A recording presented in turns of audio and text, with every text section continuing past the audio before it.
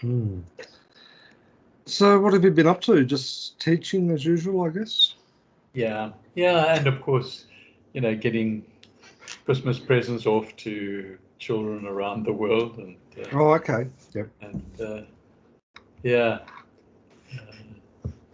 that was quite an experience. When do you think they'll get them? Well, February, March? no, remember some of them are in Britain, some in the Netherlands, and some in South Africa. Yeah. And so we used Aussie Post for Europe, but we used a courier for South Africa. Oh, okay. Because there are problems with the South African postal system. Yeah. There are with most of them these days, I think, aren't there? Yeah, I suppose you're right. Yeah. Or being overwhelmed with big volumes that they weren't used to or expecting or something, I guess. So, Yeah. And, things which might have been delivered in person are now being sent. Yeah. True. Things like that. So, Yeah. Well, that's good that you've been doing something positive. Yes, it is, and been composting. It's getting underway and getting settled down, and the routine. So that's working nicely too. Yeah, that sounds good.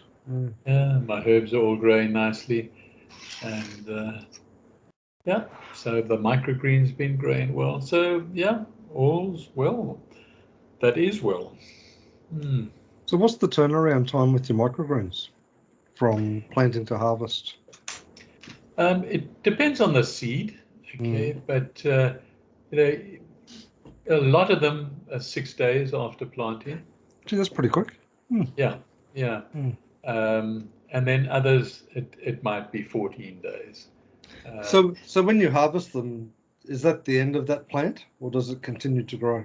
No, it produces another harvest, the same seed, but only certain conditions. In other words, if you harvest them correctly, then there's a good chance you'll get another one, even a third one. Okay. Oh, okay. But there are some seeds that won't give you a second harvest. So you just got to know your seeds, I guess, and or you cut them and wait to see if they grow. So what sort of seeds are you using? Using untreated organic seeds. Okay. Ordinary vegetable seeds, and there seems to be worldwide a keenness, almost an explosion of keenness about microgreens. Yeah. And so, then it's actually, when that happens, in a way, it's more difficult to find information, because every Tom, Dick, and Harry is professing to be an expert, and so I guess I'm just one of those two pretending to be an expert when I give the classes. But yeah, this in December, I've experimented with an additional class a week to what I was doing, and this one I just take one unusual seed, okay, and then I talk from beginning to end about every aspect of that seed, the health of that seed, how to grow that seed, how to look after it, but with emphasis on the nutrient value and the benefits because of those nutrients.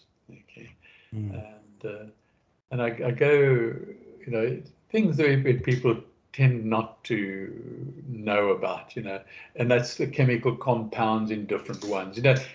If you read up, everybody regurgitates what everybody else has written about. It's got vitamin A, B, C, D, and it's got this zinc and magnesium and potassium and so on. I tend to I do that, but I do it in a quick way. and then I focus on the other chemicals that, like lutein, for example, and then the benefit of lutein as a chemical, and then I collect all the different vitamins and macro and micronutrients together, and I talk about, in actual fact, what symptoms you could be experiencing that you could use, perhaps for some of those. So, yeah, and I do that when I do the single green. And last week I did the azuku bean and as a microgreen, and yeah, and this morning I was researching now for the last week of December, and so yeah, that's all. So when you harvest, what are you harvesting? Is it the stem or the leaves or the stem and leaves? Stem and leaves. Yeah. Okay. Yeah, you do not eat the seed. Okay. For no other reason than the seed is basically grown in soil, and the soil has lots of bacteria and goodies in them. So, but all the nutrients have now moved out of the seed anyway into, as opposed to sprouting, where it's still in the stem and the seed the seed. Yeah. So with the soil that you're using, is that like a potting mix that you buy, or is it something you make up? It's a bit of both. Okay. I buy it originally, which is just an organic seed mix, and then when a tray is finished, I'm not getting any more harvest, then I put it into a process. If I need the soil urgently, then I'll rejuvenate the soil straight away and reuse it. If I don't need that soil immediately, I'll put it into the compost. So, yeah, just moving around. Yeah. Sounds good. So, tell me, yeah, if one talks, or if I ask you a question, for example, do you enjoy inner dialogue? Okay. Yes. Yeah. And then, who's it with? Who is your inner dialogue with? I think that's really the question that I'm asking. Yes, that's a very complex question. On purpose, yeah. Yeah.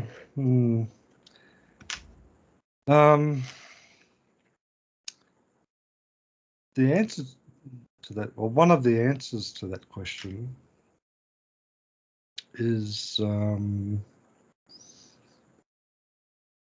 depending somewhat on how awake you are. So if you're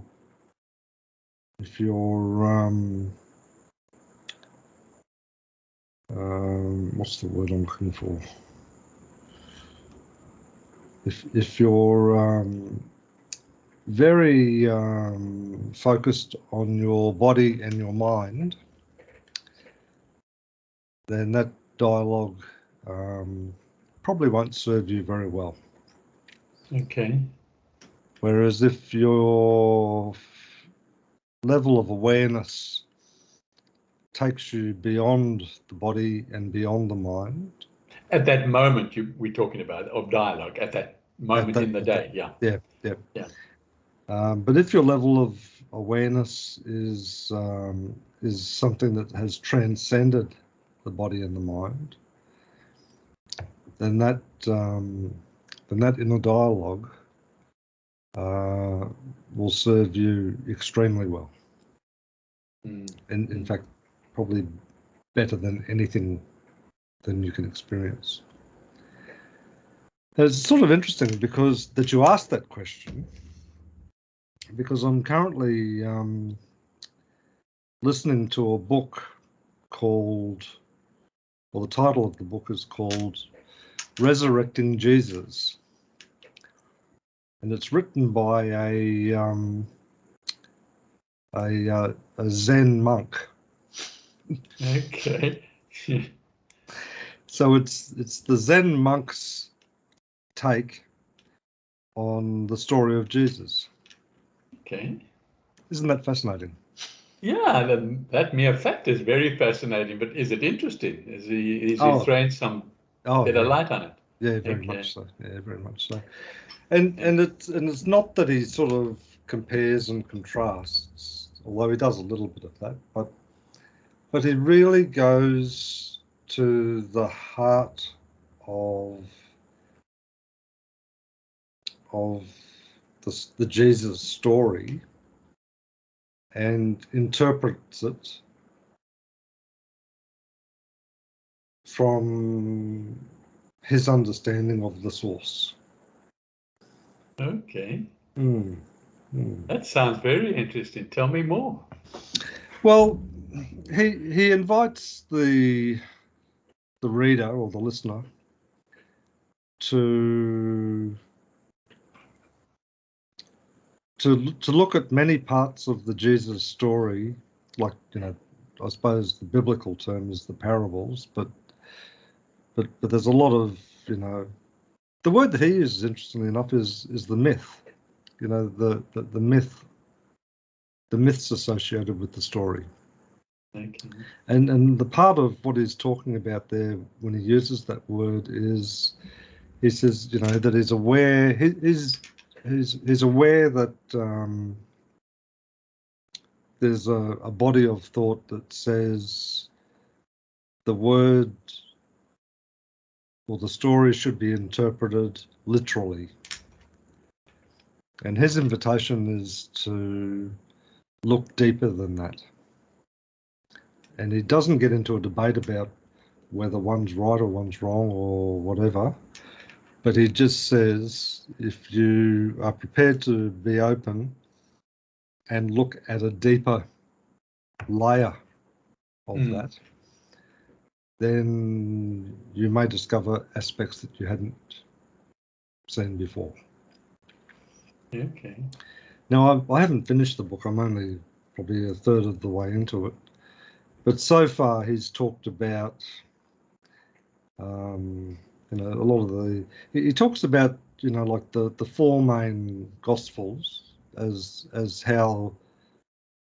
the context that each of those four main Gospels provide around the Jesus story. And then he talks about some of the other Gospels, and he focuses a fair bit on the Gospel of Timothy, which interestingly was only discovered in 1945. And he focuses a little on that.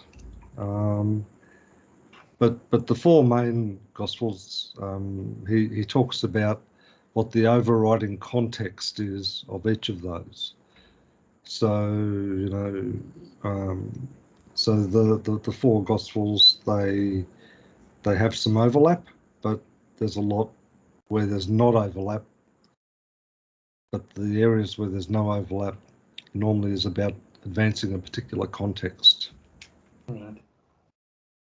And then through that, he talks about a lot of the key tenets, systematically going through it. So he talks about, his interpretation of the virgin birth. He talks about the baptism of Christ. He talks about the temptation of Christ. And that's probably as far as I've got at the moment. So, Now, interesting, just sort of coupling what you've said to the dialogue approach. Now, you're listening to this on your way to work, I assume, eh? Yes. Yeah. Now, and on the way home as well. Yeah. Yeah. So how does it affect your thoughts when you get to work? Okay. It's by listening to this for the half an hour or so that you take to get to work, you arrive at work. How does it affect your approach to now dialogue, let's say, with the people around you and your customers and your bosses and things like that. Quite profoundly. Yeah, quite profoundly. Yeah. Positively? Oh, absolutely. Yeah, absolutely. To try and give you an example to illustrate, there was a chapter around the verse around Christ being in the world but not of the world. Yeah. And that discussion dealt with in a very practical and pragmatic way of how, bearing in mind his background is Zen Buddhism, and he says that he's an enlightened monk, so he's experienced enlightenment.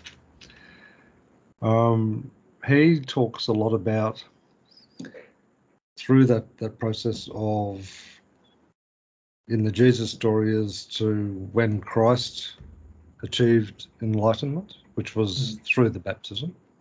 Yeah. And then the struggle as an enlightened being, a spiritual being, living in this dimension, as to what happens next. And the way that he's sort of unfolding the story is like he said, Christ, went and got disciples, thinking that discipleship and teaching was what was required of him as a spiritual being in this dimension. But none of those things really worked. and he's alluded to it, but he hasn't got into the discussion about it. He said, really, what the overriding expression, divine expression, as an awakened spiritual being on the earth, in Christ's case, was in fact his life as a teaching. Okay. The fact that, that he encountered all sorts of horrific, situations in his life, but notwithstanding that, the overriding response was always love. Okay. Divine love.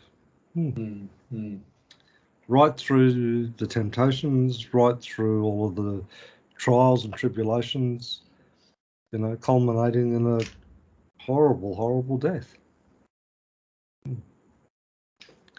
But he said, but notwithstanding that, even on the cross, that part of the spiritual expression,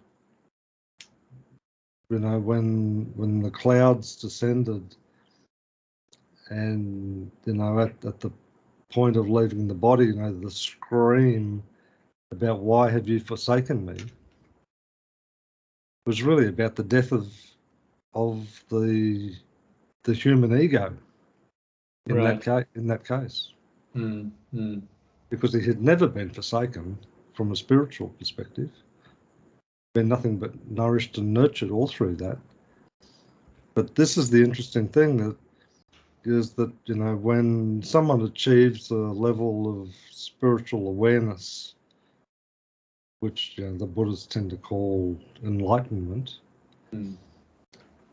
and lots of people are pursuing enlightenment almost as a goal, but really that's just the start.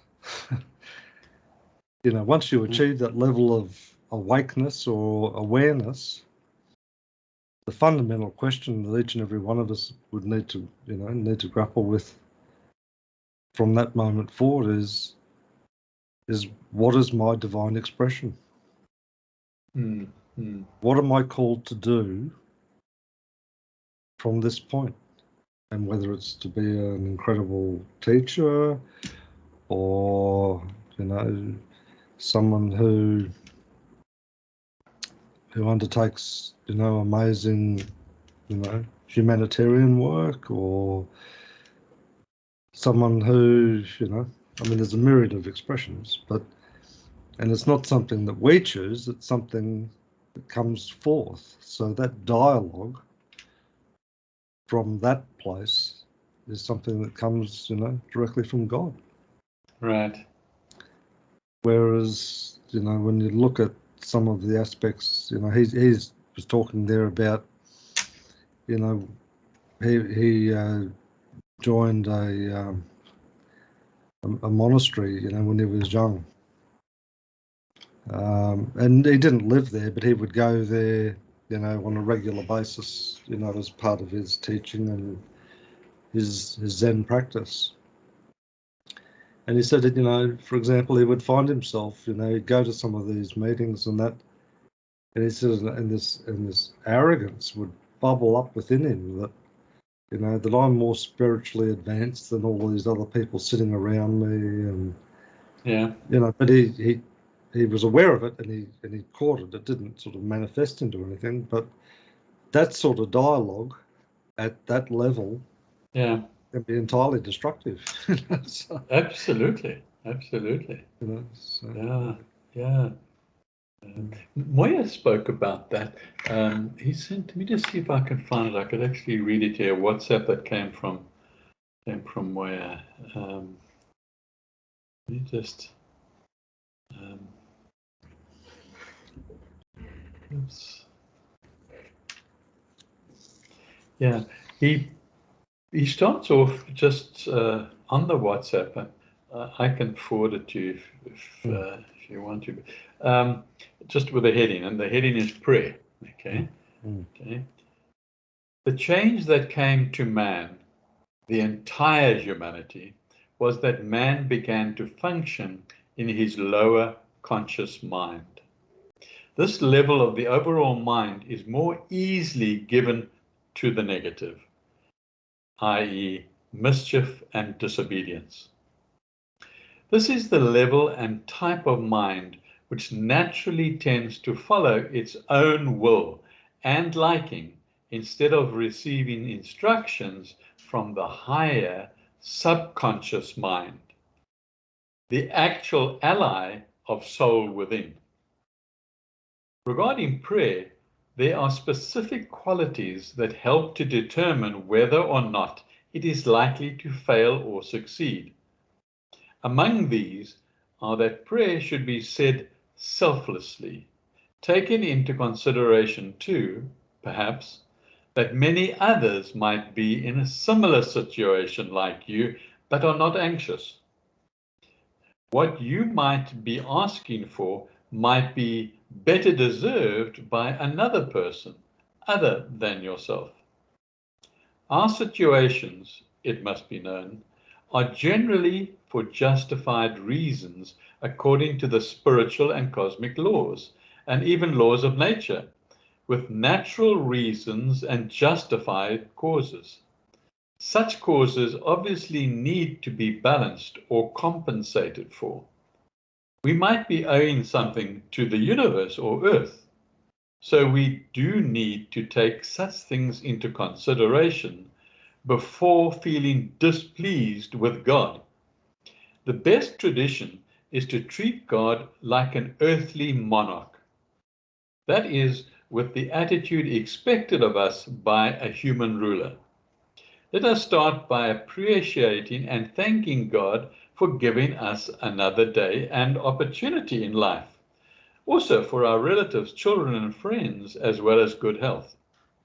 God and His Spirit know better, as it were, why we should be in the kind of situation and circumstances that we are in. So we must tell God, or Spirit of God, to help us become more useful to Him and our fellow humanity. So please give me all I need to grow, yet strictly according to your will. prayer said correctly and above all selflessly still brings good results to this day. I used prayer those days, and I do not remember an occasion when I failed completely to get results. And often an inner reply would come within minutes or hours. To be continued. Certainly.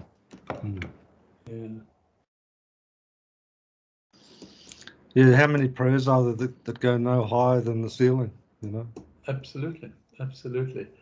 And that's what brought this thought up. There wasn't a word there that used dialogue, but it sort of brought this thought of, you know, prayer is it a selfless talking to something, to God and not to something, okay?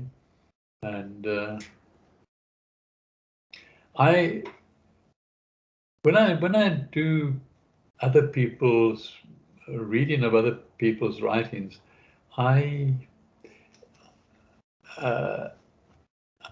find that very seldom, you know, and in my spiritual classes too, I find people think that the word spirit or soul are synonyms, okay, but they're not, okay, so, you know, to address God, you know, you're working with your soul and you're working with spirit, and so that if you consider that, and you consider, like you and I, we know, you know, that we're here to learn and raise our consciousness, and I think you're going to find out a lot more when you finish the audio book that you're reading too. This guy seems to have taken quite an interesting angle on the life of Jesus, and I've spent in my lifetime a lot of time thinking about the life of Jesus, and I always sort of come back to it around about, you know, Christmas, New Year, you know, around this period now, and again, and I think about it, and sometimes I journal and jot things down, but mostly I don't, and I think about you know, why, okay, and then what happens? Your conscious mind sort of brings back what somebody else said, okay, what you read somewhere, okay, and that like interferes with your dialogue. You as Moya was saying there in that short little paragraph, it's so easy when your conscious mind comes in, you know, to be mischievous, okay, and he didn't use the word egotistical, but you did with why have you betrayed me, and that's the conscious mind, and it's something that one always thinks of. I always think about, shall I say, at this time of the year. You know, through the year we have our discussions, you and I, and we talk about, you know, just being here and now, and that's the key, and that's the important issue. But the conscious mind doesn't allow that just to happen as easily as that, and that's so true, you know. And one of the things that I often struggle with was, you know, how I would emotionally respond to things. And you know, the early part of this book, he talks about, you know, one of the incredible things about Jesus, in contrast to the Buddha, for example, is that Jesus, from all accounts, was quite an emotional person. okay. Whereas the Buddha, from all accounts, was after enlightenment. He was just this picture of serenity. Whereas Jesus was, you know, probably more down the other end of the spectrum, that he got angry, he got annoyed, like, he went to the church and he turned the tables upside down. Yeah. Imagine how you would be treated if you did that today. you would be treated as a criminal, virtually satanic, wouldn't you? And even when he went through part of that healing ministry, which was part of his search to, what is the divine expression? That paralytic, that he healed. Yeah. No, actually, I think it was a leper that he healed. And he said to him, the first thing you must do now is you must go to the temple and complete the healing of your mind. So like, I've healed you physically, but your physical is just a manifestation of the illness in your mind. So you need to go to the temple and you need to do this practice to complete that healing. And the second instruction to you is don't tell anyone about what's just happened. So what did that person do? Ran out of the room yelling and screaming, "Look, I'm cured, I'm cured, I'm cured," and didn't go to the temple. Now, like, there's no continuation of the story as to what happened to that individual, but hey, you wonder, So, and you also wonder, because the healing ministry was only a short period, and I guess, the take on it that was given by the author was, well, this is not the divine expression that I'm called to, because the people who would come to see me just want to be healed, and that's not what I'm here for. Yeah. The message that I carry is much, much bigger than physical healing. And, so that sort of stopped, and then the next phase, of the divine expression sort of started. So, I often sort of used to agonize, like, oh, you're not allowed to get angry, and you're not allowed to feel this way, and you're not allowed to feel, envious, and all those things. They're all sins, And at one level they are, but in another level they're also, a human expression, So, and I think it's probably more around the context of what you do. So one of the things that, and I'd value your opinion actually, is like in the morning after the walk, when I take Bella for a walk and we come back, and one of the practices that I do, rain, or shine, is I go out onto my little deck out here and I sort of start with the east, and where the rising sun is, if it's clear, and if it's raining, where the rising sun is behind the clouds. And put my hands together and try and sort of bring this emotion forward. And the main emotion that comes forward is one of thanks and gratitude.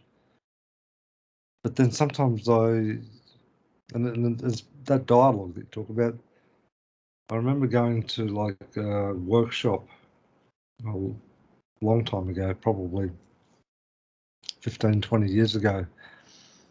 And someone said to me at that workshop, "Oh, you're a bit cold," sort of inferring that you're not sort of coming forth in a loving sort of way, And then that sort of doubt immediately crops up at that time in the mornings, thinking, well, where's the love? So, but that's that dialogue, which is undermining and questioning, rather than trying to focus on the a natural responsive expression, to the divine happening which is unfolding right before you. So. Right. Yes. Yeah, that's what I'm talking about with the dialogue. Is just that. Okay. And I'm glad to hear you say about the emotions too, because as again, I just, only because we just read it now with Moya, he talks about the subconscious as part of linking to the soul and linking to the spirit. And that's where your emotions come from, okay? Your emotions come from your subconscious, okay? So they're linked, okay? Now, if you are on a spiritual path, your conscious mind now has a choice, okay? You've now just lost your temper. You've broken the table in half, okay? And in anger, and now there needs to be dialogue, okay? So you first of all have a dialogue with yourself, okay? And so you start questioning yourself, and then the conscious mind has a lot of fun, because now it's got you trapped, okay? But the dialogue shouldn't be with yourself, okay? The dialogue should be with your soul, the spirit, and God, okay? Yeah. And if you need to apologize, that's fine. You apologize to the table and for having broken the table, or having lost your temper and set out these emotions, okay? But there was nothing wrong with the emotion, okay? I don't think the emotion, the conscious mind, looks at the outcome, and we've classified that as negative, and we give gratitude, that's a positive emotion. If we have anger, that's a negative emotion. But that's not particularly relevant to the dialogue, okay? It's just the conscious world giving some categories to, and some words to identify it. So the dialogue then moves to where you want it to move, okay? Now, and I think every human being makes that, either consciously or subconsciously makes that decision, okay? I mean, I've experienced people in my home and so on who got very, very angry and then held that anger to this day, okay? And so it's unconscious, okay? It's justified. The conscious mind justifies it, okay?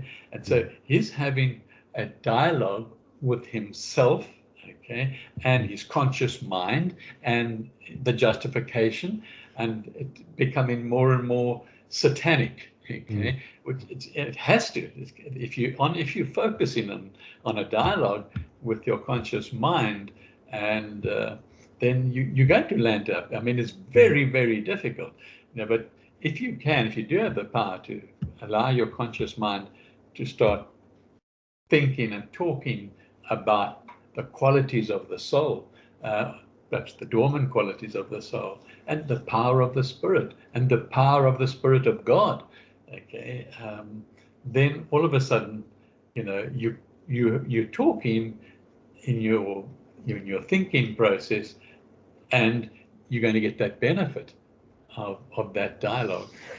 Isn't that interesting? Because in the chapter that I've just finished, he was talking about the temptation of Christ, and it was interesting in the sense that at the start of that chapter he talked about, like from a Buddhist perspective. So when the Buddha became enlightened, one of the precursors to that was the attack of what they call as Maya. Yeah.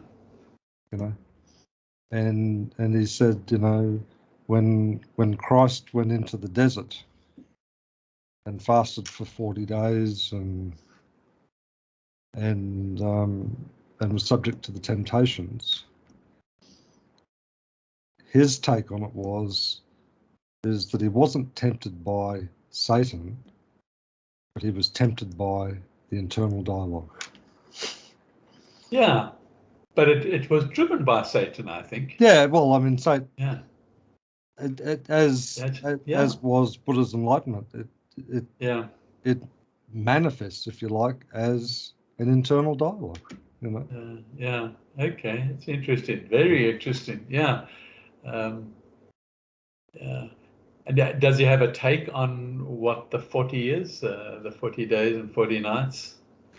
No, he didn't talk about that, or not at this stage anyway, in any sense other than to say, which obviously would have made Christ hungry, weak, and probably a bit cranky.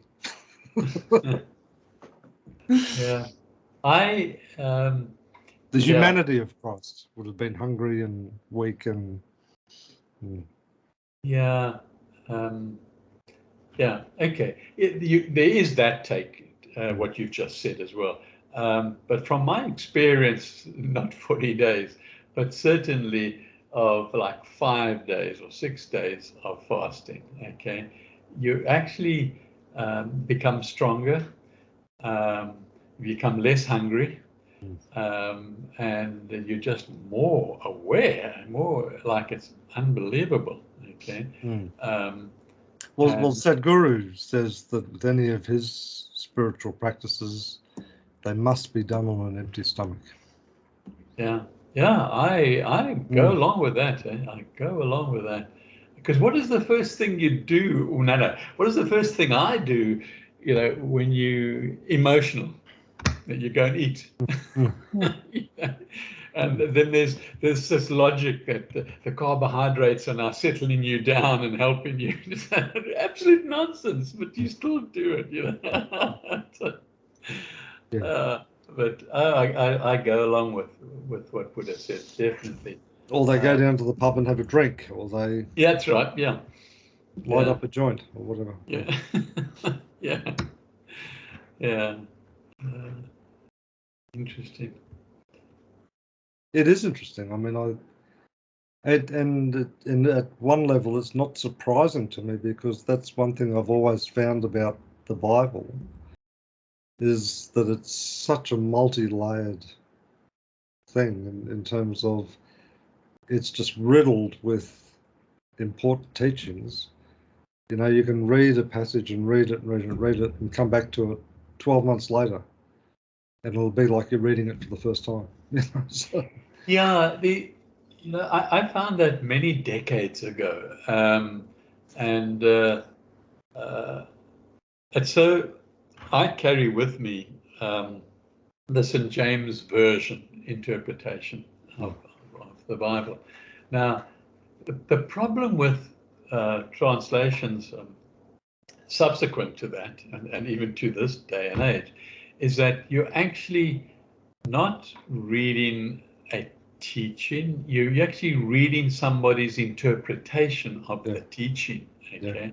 And that's futile. I mean, that's, then you're really not getting any benefit. All you're doing is getting his interpretation, and you agree or disagree. And probably you just agree if you want it easy. But I've just, I can't find something in an English translation that's perhaps earlier or better than the St. James Version. But it served me well to perhaps tell me like it was, so that I could now see it. And you're quite right. When you go back to it, okay, and that's because of your level of consciousness when you go back to it, okay? Or like you said at the beginning of this conversation, that dialogue really depends on where you are right now when something happens, okay? So now you have a dialogue. And the same thing when you reading a teaching from the Bible, it depends on where you are right now when you're reading it, okay? And inevitably, I found that there is something for you right now on what you're reading, and for that very reason, you know that I always do this. if I do take the Bible and so on, then I will just open it randomly, okay, you know, and say, you know, give me, or ask a question, or I ask a question. In other words, now I'm talking to the Bible. I'm having dialogue with the Bible, okay, and I say, you know, I really would appreciate an answer or clarity on this aspect. And I used to do that as a teenager when I was still at high school. Yeah. I'd have a little Gideon's Bible. Yes, that's right. And in the back of it, it would have topics. Yeah. That would point you to different verses. You know, Yeah. so if you're feeling angry, well, read these, and if you're feeling sad, or if you're feeling lonely, or if you're feeling whatever, you know. Yeah. So, and I remember many times, you know, whatever the issue was, is picking that up and sort of saying, okay, I'll go straight to this sort of topic index. You know, what should I be reading here? And then you flick it and you find it, and you'd read it and think, no, that's no good. And go back. No, just leaving it up to Spirit. You know, I do the same things. I haven't done it since I've been in Australia, but you get these angel cards, you know, this, and you ask a question or something, and I forget quite how it works, but you put out 3 cards or something, okay, and there's your answer. You know, the one card is how you got to the question or how you got to the problem, and the answer is the middle card and the way forward. And it's always, you know, I mean, it is what it is, and your logic tells you, go to hell, man. You know, this is nonsense. You know, but you know, when you think that if you are addressing your soul and the spirit, okay, and you know, why can't they give you answers like through cards? Okay, why not? Same as I've been in a book randomly. You know, it's random for you, but it's, you know, I believe it's not random for your soul or the spirit or God. Okay, it's very precise. Okay, and it's another method. So that in itself is also a dialogue. Okay, that process, and but of course the cards are used for fortune telling.